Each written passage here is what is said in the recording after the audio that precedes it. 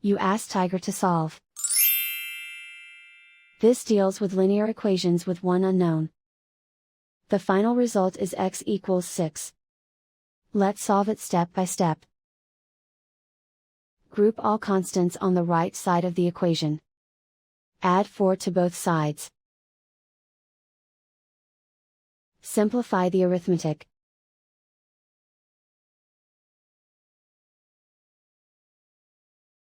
Isolate the x. Divide both sides by 2. Simplify the fraction. Find the greatest common factor of the numerator and denominator. Factor out and cancel the greatest common factor. And so the final result is x equals 6.